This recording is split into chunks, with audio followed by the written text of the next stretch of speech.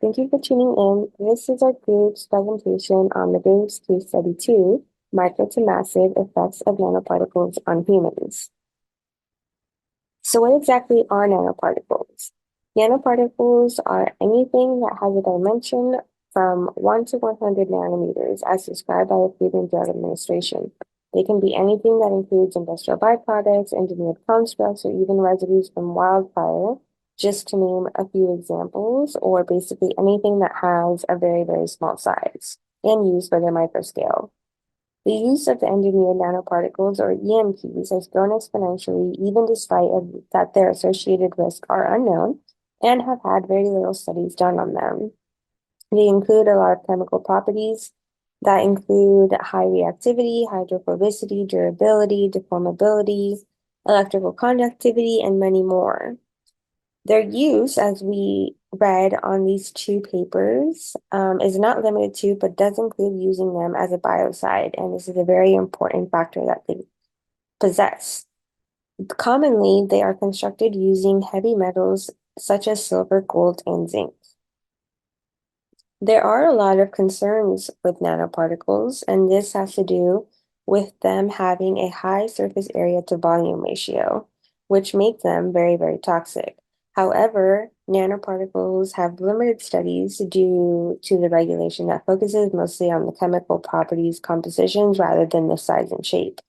But there is a lot of growing interest that focuses on the study of long-term effects of the exposures to nanoparticles, mostly because there is a lot of relationships that have come up in the recent years where we can see that people like first responders have a lot of are exposed to a lot of nanoparticles in the lungs or dust that are inhaled by people such as highway workers.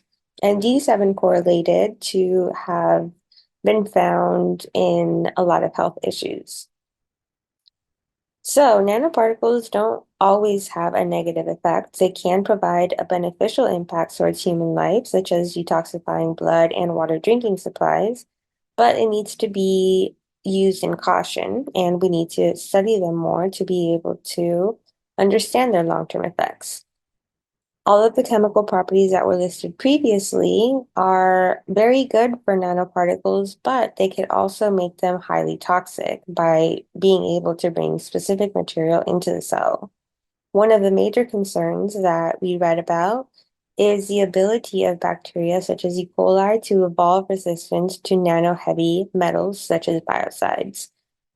It was previously understood and mostly implied that heavy metals are very toxic to bacteria, and bacteria wouldn't be able to build a resistance to them because they are so sensitive. However, these studies and the primary literature that we read suggest otherwise.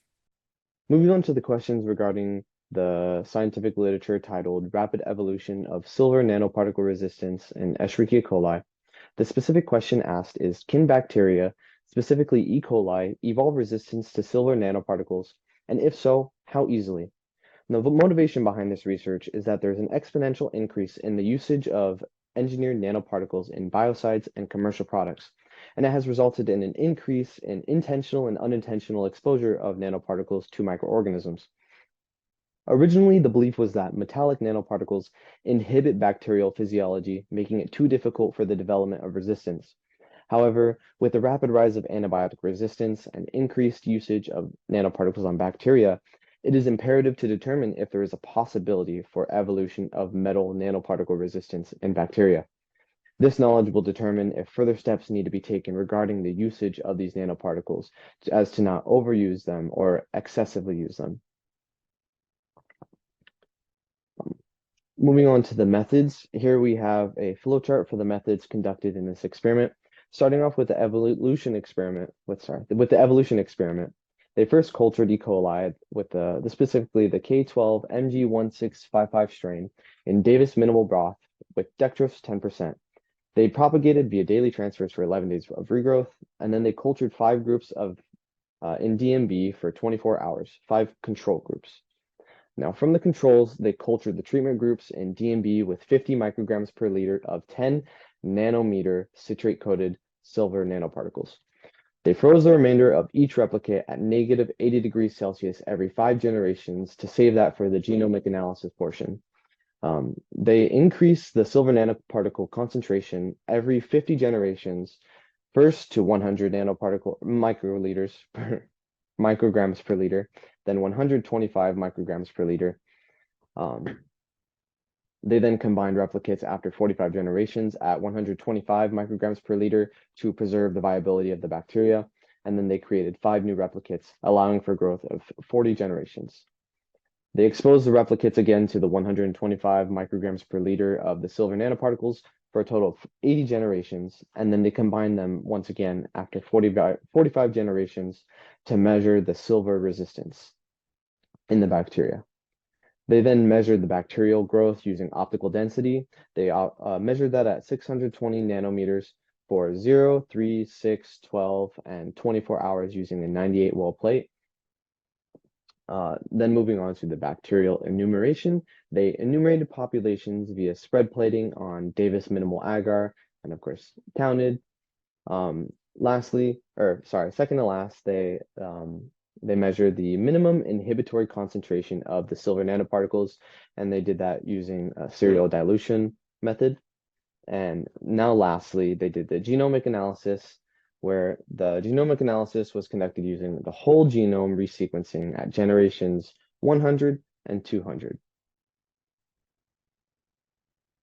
The researchers discovered that in both the 162nd and the 250th generation, regardless of which nanoparticle it was, the E. coli still showed exponential growth. Pictured here is the graph for 10 nanometer silver nanoparticles, but this graph was similar for all the different materials that they tested.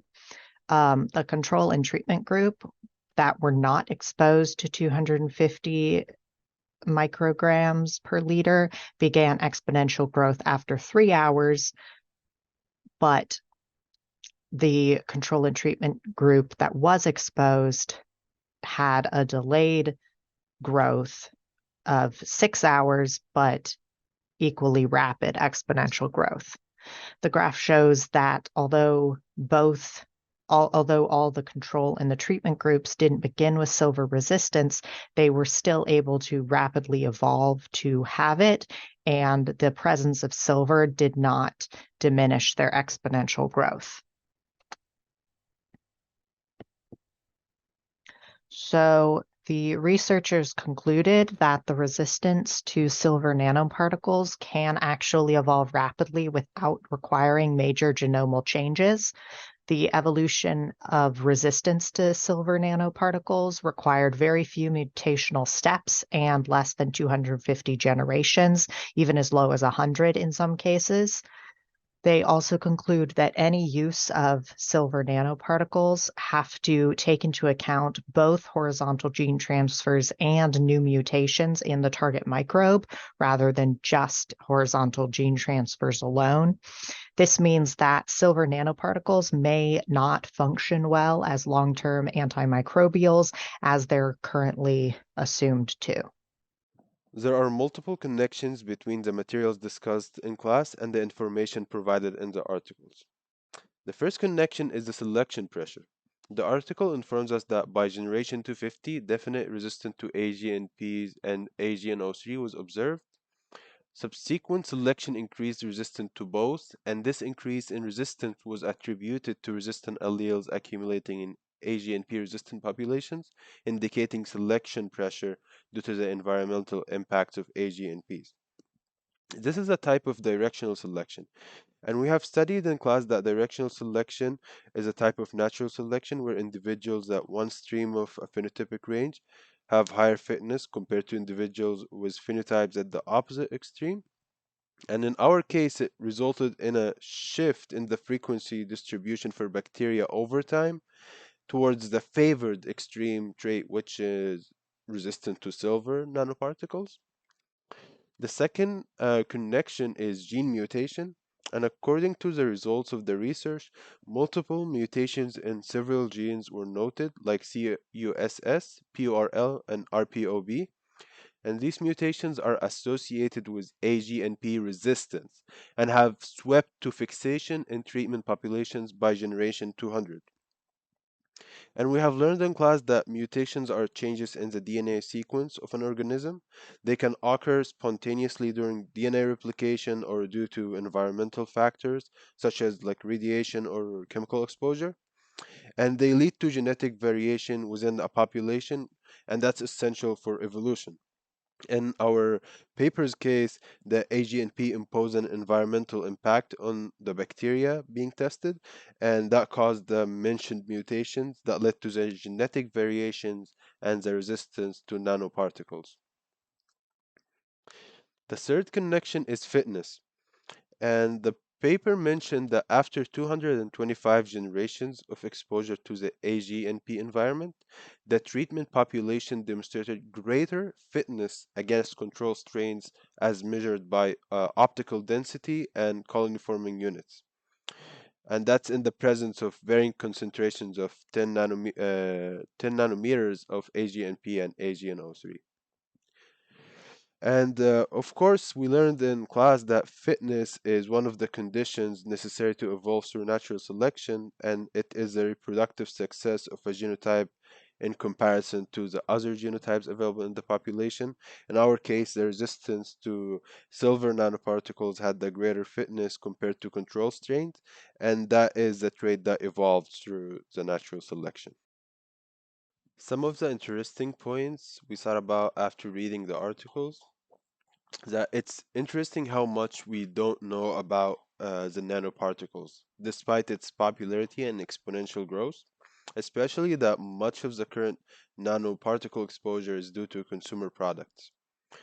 Some of the issues we face with nanoparticle is the lack of research and limited studies, and that there is no internationally agreed upon system of classification, and that we have no data that supports the idea that current waste stream treatment methodologies can effectively remove or neutralize nanoparticles. It also has many health risks and problems like lung and cardiovascular diseases, pulmonary inflammation, fibrosis, and potentially carcinogenesis. Another thing that's interesting is the mechanism of damage by nickel exposure. Nickel undergoes dissolution in the acidic environment of cytoplasmic vacuoles, and it releases nickel ion, and this is how it causes harm by mutagenesis. It could also lead to cancer.